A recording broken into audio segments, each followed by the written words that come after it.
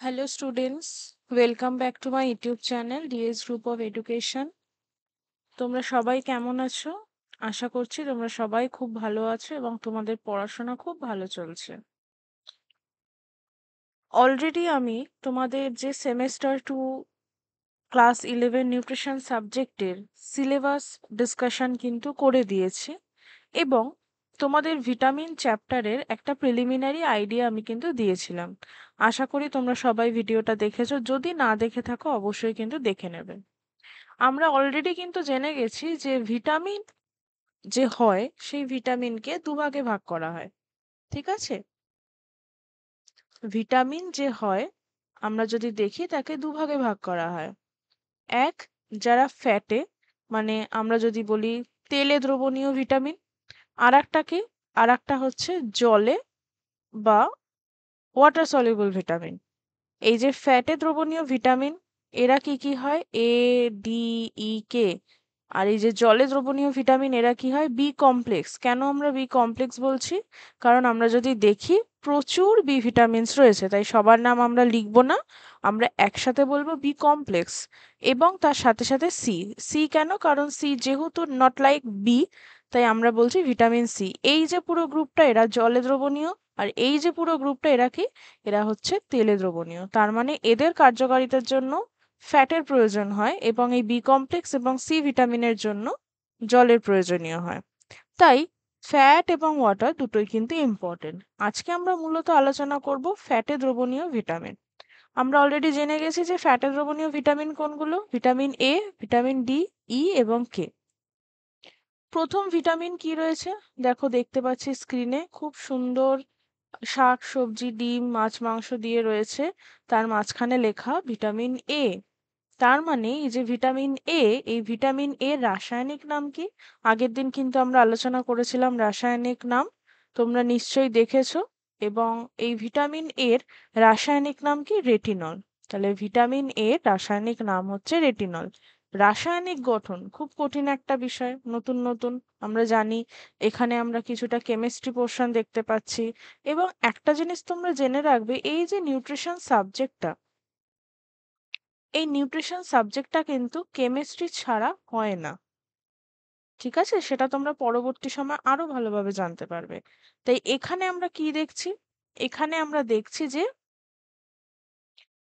Vitamin এর যে রাসায়নিক গঠন সেটা রয়েছে, ঠিক আছে? ভিটামিন এর যে রাসায়নিক গঠন সেটা রয়েছে। এই যে রেটিনল, রেটিনলের স্ট্রাকচার: 20টা কার্বন, 30টা হাইড্রোজেন, একটা অক্সিজেন। তার মানে C20, H30 এবং O। এটা হচ্ছে আমাদের ভিটামিন A1। ভিটামিন A1 তার মানে রেটিনলের স্ট্রাকচার। মূলত যখনই ভিটামিন এর রাসায়নিক নাম বলবে আমরা কিন্তু রেটিনলের নামটাই বলবো। এবার তো আমরা দেখলাম যে ভিটামিন এর রাসায়নিক নাম কি, রাসায়নিক গঠন কি। এবার আমরা দেখব যে ভিটামিন এর উৎস কি, মানে যেটাকে আমরা বলে থাকি সোর্স। কোথার বা কোন কোন খাবারগুলো খেলে আমাদের ভিটামিন এ আমরা শরীরে পাবো। প্রথমে কি রয়েছে? কিছু মাছের নাম রয়েছে: কড, হ্যালিবার্ট, শার্ক। এদের যে লিভার অয়েল রয়েছে, তার মানে এদের যকৃৎ নিঃসৃত যে তেলটা সেটা কিন্তু খুবই উৎকৃষ্ট উৎস, মানে আমরা বলতে পারি একদম বেস্ট সোর্স। এছাড়া মাখন, ঘি, যে হোল মিল্ক হয়, দই, ডিমের কুসুম এবং যকৃৎও পাওয়া যায়। মানে মূলত তোমরা বলতে পারো যে পাঠার যকৃৎও কিন্তু ভিটামিন এর একটা উৎকৃষ্ট উৎস। এবার দেখো, উদ্ভিদ জগৎ ভিটামিন এর একটি উৎকৃষ্ট উৎস, তার মানে প্ল্যান্ট সোর্স। তার মানে কি? তার মানে হচ্ছে প্ল্যান্ট সোর্স। এই যে প্ল্যান্ট সোর্স বা এই যে উদ্ভিদ জগৎ, এটা কি? ভিটামিন এর একটা বলছে উৎকৃষ্ট উৎস। তবে উদ্ভিদে রেটিনল হিসাবে থাকে না। শাকসবজির ক্যারোটিন প্রাণীদেহে রেটিনল বা ভিটামিন এ তে রূপান্তরিত হয়। তার মানে শাকসবজিতে যে ক্যারোটিন থাকে সেটা কিন্তু আমাদের শরীরে গিয়ে কোথায় এটা হয়? এই কাজটা লিভারে। লিভারে গিয়ে ভিটামিন এ তে রূপান্তরিত হয়। এবং বলছে আমরা আগের দিনকে প্রোভিটামিন পড়েছি, তাহলে আমরা সেখানে কিন্তু উদাহরণ পড়েছিলাম যে ভিটামিন এর প্রোভিটামিন হচ্ছে বিটা ক্যারোটিন। কেন বিটা ক্যারোটিন? কারণ ক্যারোটিনের আবার অনেকগুলো ভাগ রয়েছে। একটা হয় আলফা ক্যারোটিন, একটা হয় বিটা ক্যারোটিন, আর একটা হয় গামা ক্যারোটিন। তাহলে বিটা ক্যারোটিন হচ্ছে ভিটামিন এর পূর্বস্তর। বলছে উদ্ভিদের ক্যারোটিন থাকে প্রাণীদেহে এটি সংগ্রহ করে ক্যারট থেকে রংটি প্রথম পৃথক করা হয়েছিল, তার মানে গাজর থেকে। মানে গাজর থেকে ফার্স্ট এই রংটাকে পৃথক করা হয়েছিল, তাই এর নাম দেওয়া হয়েছে সেখান থেকে ক্যারট থেকে ক্যারোটিন। এবং যেটা বললাম আলফা বিটা গামা এই 3 রকমের হয়ে থাকে। কাজ, কি কাজ? চোখের দৃষ্টিশক্তি অক্ষুণ্ণ রাখে। সবসময় মনে রাখবে ভিটামিন এ এমন একটি ভিটামিন যার অভাবে, আমরা কিছুক্ষণ পরেই পড়বো, যার অভাবে দৃষ্টিশক্তির কিন্তু খুবই সমস্যা হতে পারে। তাই খাদ্যে ভিটামিন এর সোর্সটা আমাদের রাখতে হবে, না হলে কি হবে, না হলে কিন্তু দৃষ্টিশক্তির সমস্যা হবে।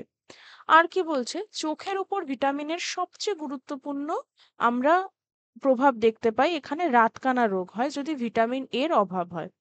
এবং প্রথম যখন ভিটামিন এর অল্প ঘাটতি থাকে তখন আবছা আলোর পড়াশোনা করা কিংবা গাড়ি চালানোর অসুবিধা হয়। তারপর যখন বেশি দিন ধরেই ঘাটতি চলতে থাকে তখন ব্যক্তি কিন্তু আবছা আলোতেও আর দেখতে পায় না। তার মানে একদমই আগে যাও ব্লার দেখতে পাচ্ছিল, তারপর কিন্তু আস্তে আস্তে যখন ডেফিসিয়েন্সিটা আরো বাড়তে থাকে তখন কিন্তু সে একদমই দেখতে পায় না। এবং যে সমস্যাটা হয় সেটার নাম কি রাতকানা বা রাতরান্ধতা। ঠিক আছে, এটাকে নিকটালপিয়াও বলে থাকা হয়। ভিটামিন এ ছাড়া আমাদের অক্ষিপট কাজ করতে পারে না, তাই বলে একে আমরা শুষ্কাক্ষী প্রতিরোধী ভিটামিনও বলে থাকি। ভিটামিন এ দহন প্রতিরোধ করে, তাই একে বলা হয় অ্যান্টিঅক্সিডেন্ট। ঠিক আছে, তাই একে বলা হয় অ্যান্টিঅক্সিডেন্ট। এই অ্যান্টিঅক্সিডেন্ট কিন্তু আমাদের শরীরের জন্য খুবই উপকারী।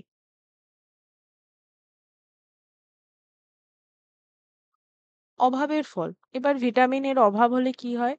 দেখো, ভিটামিনের অভাবে এই যে স্কার্স গুলো ফর্মেশন হয়েছে দেখতে পাচ্ছ এখানে, এবং এখানেও দেখতে পাচ্ছি। এবং এখানে কি লেখা আছে, ইংলিশে লেখা আছে, আমি তাও একবার ট্রান্সলেট করে দিচ্ছি তোমাদেরকে।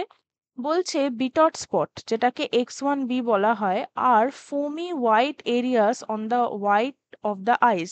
এই যে চোখের যে সাদা অংশ থাকে এখানে ফোমি, তার মানে ফেনা ফেনা মতন দেখতে হয়। Be careful not to confuse them with other types of eye problems. This signs will be most often be seen in children. তার মানে এখানে বলছে যে বাচ্চাদের ক্ষেত্রে চোখের যে সাদা অংশ থাকে সেই সাদা অংশে ফেনা মতন একটি আভা দেখতে পাওয়া যায়। ঠিক আছে, একদম যেটা পরিষ্কারের সহজ বাংলা আমরা যেটাকে বলি সেটা কিন্তু আমি এখানে তোমাদের করে দিলাম। এবং এই দেখো, নিউট্রিশন পড়তে পড়তে তোমরা কিন্তু অনেক কিছু জেনে যাও, যে জেনে যাওয়াটা তোমরা তোমাদের বাস্তব জীবনেও অ্যাপ্লাই করতে পারো। এই যে ভিটামিনের ডেফিসিয়েন্সি, এই যে মিনারেলের ডেফিসিয়েন্সি, সেগুলো কি দেখে বুঝবে, সেগুলো কিন্তু সব তোমরা জেনে যাচ্ছ। তাই এগুলো অবশ্যই কিন্তু অ্যাপ্লিকেশনটা আনবে, কারণ তোমরা যখন জানছো সেই বিষয়টাকে, যখন তোমরা তোমাদের সোসাইটিতে বা তোমাদের ফ্যামিলিতে অ্যাপ্লাই করছো, সেটা কিন্তু অনেকই উপকারী বিষয় হবে। আমরা আবার পড়াশোনায় ফিরে আসি, এবং এখানে আমরা দেখতে পাচ্ছি যে বিটট স্পট এটা কিন্তু একটা ভিটামিন এর ডেফিসিয়েন্সি, এবং এই যে বিটট স্পট এটা বেসিক্যালি যে জেরপ্থ্যালিমিয়া হয় তার একটা পর্যায়। এছাড়া দেখো, ভিটামিন এ ডেফিসিয়েন্সির জন্যও কর্নিয়াল সিরোসিস হয়। চোখের অবস্থাটা দেখতে পাচ্ছ কতটা মারাত্মক হয়ে গেছে এই জায়গাটা। এবং কেরাটোম্যালেশিয়া হয়, যাকে X3 কোড দেওয়া হয়। এবং দেখো একবার শুধু অক্ষিপটের অবস্থাটা, এবং কিরকম একটা অবস্থা হয়েছে। তার মানে বুঝতে পারছো তো ভিটামিন এ আমাদের শরীরের জন্য কতটা উপকারী, স্পেশালি আমাদের চোখের জন্য কতটা উপকারী। এবার দেখো, আমি এখানে একটা লিস্ট করে দিয়েছি, আমি তাও পাশে বাংলাগুলো বলে দিচ্ছি। দেখো, XN, এটা এটা কার ক্লাসিফিকেশন জানো? এটা হচ্ছে বিশ্ব স্বাস্থ্য সংস্থার ক্লাসিফিকেশন।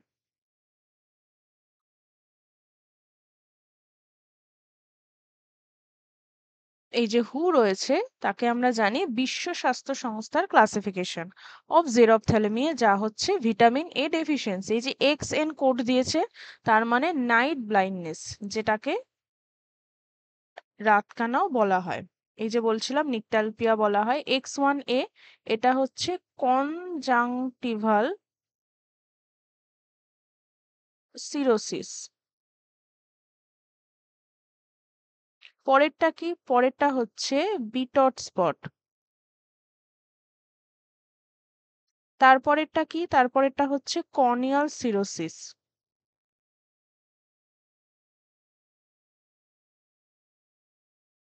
তারপরেরটা কি? তারপরেরটা হচ্ছে কর্নিয়াল আলসারেশন। তারপরেরটাও কর্নিয়াল আলসারেশন। এটা লেস দ্যান 1/3, এটা গ্রেটার দ্যান 1/3।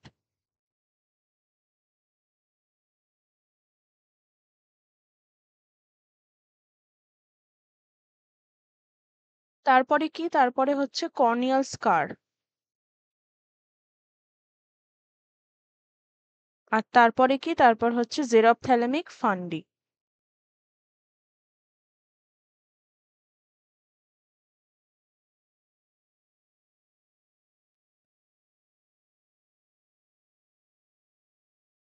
ঠিক আছে, এবার চলে আসি ভিটামিন ডি।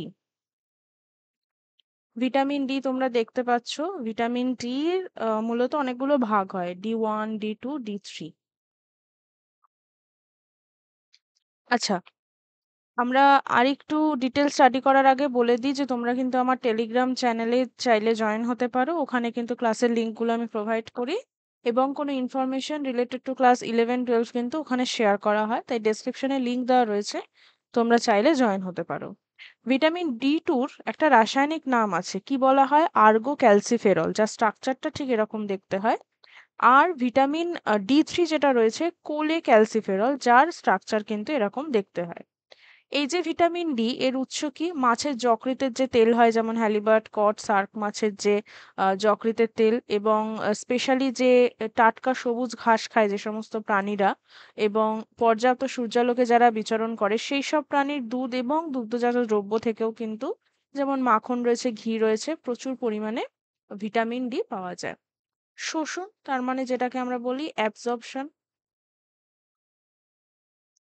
খাদ্যের ভিটামিন ডি ক্ষুদ্রান্তের জেজুনাম। কেন জেজুনাম? আমরা জানি তিনটে পার্ট রয়েছে, ডিওডেনাম, জেজুনাম, ইলিয়াম। এই যে জেজুনাম, এই জেজুনাম থেকে শোষিত হয়ে রক্তের মাধ্যমে বিভিন্ন অঙ্গে পরিবেশিত হয়। স্নেহ পদার্থ দ্রবণীয় বলে স্নেহ পদার্থের উপস্থিতিতে শোষণ ত্বরান্বিত হয়। তার মানে অন্য ক্ষেত্রেও হয়, কিন্তু এক্ষেত্রে শোষণটা একটু, তোমরা বলতে পারো, বেটার হয়। পিত্তরসের উপস্থিতি এই কাজে বিশেষ প্রয়োজন। ঠিক আছে, পিত্তরস যে রয়েছে আমাদের শরীরে, সেই পিত্তরসের প্রয়োজন কিন্তু এক্ষেত্রে আমাদের চোখে পড়ে। কাজ কি কাজ করে ভিটামিন ডি? বেসিক্যালি এর কাজ হচ্ছে, ভিটামিন ডির একটা কাজ তোমরা জেনে রাখো, হয়তো এখানে অত ডিটেলস পাবে না। ভিটামিন ডি এমন একটা ভিটামিন যাকে অনেক সময় হরমোনও বলা হয়ে থাকে। ভিটামিন ডি, ঠিক আছে,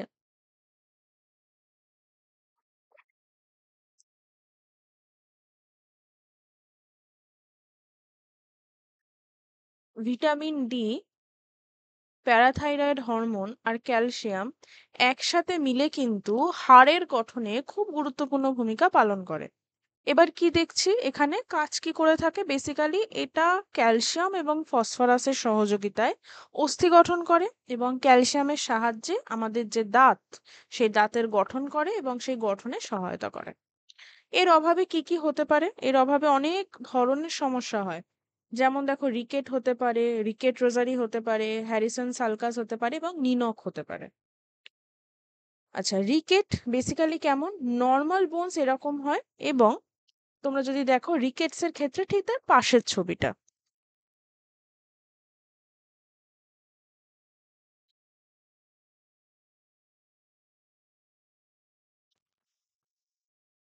রিকেটস এর ক্ষেত্রে যদি আমরা দেখি, তাহলে রিকেটস এর ক্ষেত্রে আমরা দেখব নর্মাল বোনস তোমরা দেখছো এরকম রয়েছে। রিকেটস এর ক্ষেত্রে এই যে জাংশনস গুলো, এই যে জাংশনস গুলো দেখো ডিস্টেন্স কতটা বেরোচ্ছে, এবং যে বোনস গুলো, ওগুলো কিন্তু বেন্ডিং টেন্ডেন্সি দেখা যাচ্ছে। রিকেট রোজারি কি? বেসিক্যালি এক্ষেত্রে এই দেখো মালার মতন যে গুটি টাইপের ফর্মেশন হয়ে গেছে, যে মধ্যচ্ছদাটা উপরে যে আমাদের বোনসগুলো থাকে আমাদের লাংসের স্ট্রাকচারে আমরা দেখে থাকি, এখানে মালার মতন যে ফর্মেশন হয় সেটাকে বলছে রিকেট রোজারি। হ্যারিসন সালকাস কি দেখো, এই পোর্শনটা, এই বাচ্চাটার এই পোর্শনটা দেখো বেন্ড হয়ে গেছে কেমন, এবং এই যে বেন্ডিং, এখানে আমি দেখো পেন দিয়ে ড্র করে দেখাচ্ছি, এই যে বেন্ডিং, সেই কারণে এটাকে বলা হয় হ্যারিসন সালকাস। নিনক কি? নিনক হচ্ছে দেখো নর্মাল ইন্ডিভিজুয়াল যদি দাঁড়ায় বা আমরা সাধারণ মানুষরা যদি দাঁড়াই, আমাদের পায়ের যে পশ্চারটা সেটা এরকম থাকবে, কিন্তু যে সমস্ত ব্যক্তির ক্ষেত্রে ভিটামিন ডি ডেফিসিয়েন্সি হয়েছে তাদের কিন্তু পায়ের যে স্ট্রাকচারটা সেটা এরকম দেখাবে। ওকে, পরের ভিটামিন কি? পরের ভিটামিনের নাম হচ্ছে ভিটামিন ই। ওকে, ভিটামিন ই। ভিটামিন ই এর রাসায়নিক নাম কি? ভিটামিন এ মতন ভিটামিন ডি এরও যেমন রাসায়নিক নাম রয়েছে, ঠিক সেরকম ভিটামিন ইর রাসায়নিক নাম হচ্ছে টোকোফেরল। এই টোকোফেরল আবার 3 রকমের হয়, আলফা, বিটা এবং গামা। আচ্ছা, ভিটামিন ই আমরা কোথা থেকে পেতে পারি বা কোন খাদ্য থেকে আমরা ভিটামিন ই পেতে থাকি? ভোজ্য তেল, ফ্যাট, বাদাম, তৈলবীজ, আস্ত দানাশস্য এবং মিলেট। সব থেকে বেস্ট সোর্স যেটা আমরা জানি ভিটামিন এর, সেটা হচ্ছে ভোজ্য তেল। আমরা যেমন রাইস ব্র্যান অয়েল বলো বা যে রিফাইন্ড অয়েলগুলো হয়, সেই রিফাইন্ড অয়েলগুলোতে কিন্তু ভিটামিন ই প্রচুর পরিমাণে থাকে। কাজ কি করে? এই যে ভিটামিন ই, এটাকে অ্যান্টি অক্সিডেন্ট রূপেও কিন্তু গণ্য করা হয়। এছাড়া বন্ধ্যাত্ব নিবারক, গর্ভাবস্থায় ভ্রূণের স্বাভাবিক বৃদ্ধিতে কাজ করে, মাংসপেশির ক্ষয় রোধ করে এবং স্নায়ুতন্ত্রের যে রক্তনালীর সমতা সেটা বজায় রাখে।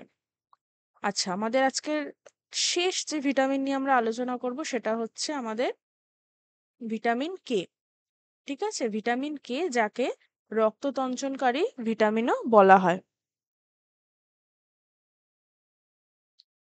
ভিটামিন কে, এই ভিটামিন কে এর উৎস কি? সবুজ শাকসবজি এবং যকৃৎ। এর কাজ কি? এর সবথেকে গুরুত্বপূর্ণ কাজ হচ্ছে রক্ততঞ্চনে সাহায্য করা। এই যে পুরো প্রসেসটা তোমরা স্ক্রিনে দেখতে পাচ্ছ, এটা রক্ততঞ্চন করার প্রসেস। যেমন এই যে ফাইব্রিনোজের থেকে ফাইব্রিন মানে রক্ততঞ্চন হচ্ছে, তার মধ্যবর্তী স্থানে থ্রম্বিন, মানে এখানে হচ্ছে দেখো লিভারে গিয়ে এখানে আমাদের যে ফ্যাক্টরস গুলো রয়েছে রক্ততঞ্চনকারী, এইখানে গিয়ে ভিটামিন কে কিন্তু হেল্প করছে। তাই ভিটামিন কে রক্ততঞ্চনে একটা গুরুত্বপূর্ণ ভূমিকা রয়েছে। যাদের শরীরে ভিটামিন কে এর অভাব থাকে তাদের কিন্তু রক্ততঞ্চনের সমস্যা হয়ে থাকে, এবং এখানে বেসিক্যালি ভিটামিন কে একটা কোফ্যাক্টর হিসাবে কাজ করে থাকে। আশা করছি আজকের যে আলোচনা তোমাদের বুঝতে সুবিধা হয়েছে। কোনো যদি সমস্যা থাকে তোমরা কিন্তু আমাকে কন্টেন্টের বেস করে যে ম্যাডাম এইটা আমরা বুঝতে পারিনি, তোমরা কমেন্টে আমাকে লিখতে পারো, অথবা তোমরা কিন্তু আমাকে মেল করতে পারো। ঠিক আছে, এখানে আমি মেল আইডি মেনশন করেছি, দেখে নাও, dsgroup717@gmail.com। তোমরা আমাকে মেল করতে পারো, অ্যান্ড কোনো সমস্যা হলে আমাকে ডেফিনেটলি জানাবে, কারণ তোমাদের ফিডব্যাক কিন্তু আমার পরবর্তী ভিডিওগুলোর জন্য খুবই উপকারী। So thank you for watching. চ্যানেলকে সাবস্ক্রাইব করবে, ভিডিওকে লাইক করবে অ্যান্ড শেয়ার করবে, and keep studying. Thank you.